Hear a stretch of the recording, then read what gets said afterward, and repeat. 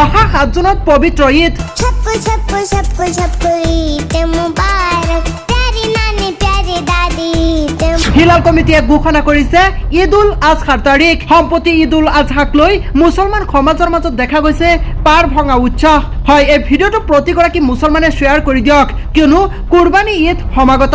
কুৰবানী ঈদৰ বাবে প্ৰস্তুতি তুংগত। অহা 7 জুনত ইছলাম ধৰ্মাৱলম্বী লোকসকলে পালন কৰিব পবিত্ৰ ঈদ উজ জোহা।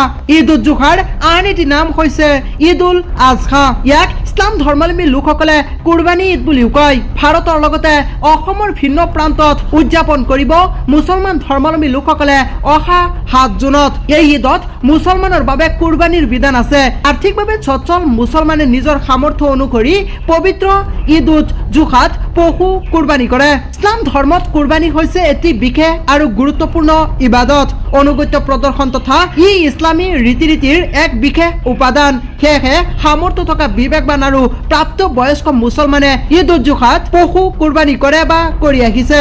কুৰবানী হৈছে এটা আৰবী শব্দ। ইয়াৰ আবিধানিক অৰ্থ হৈছে উৎসৰ্গ, পুণ্য আৰু নৈকট্য লাভ ইত্যাদি। আৰু এই কুৰবানী ঈদ অহা 7 জুনত ভাৰতৰ ভিন্ন প্ৰান্তৰ সমান্তৰালভাৱে অসমতো ইছলাম ধৰ্মাৱলম্বী লোকসকলে উদযাপন কৰিব।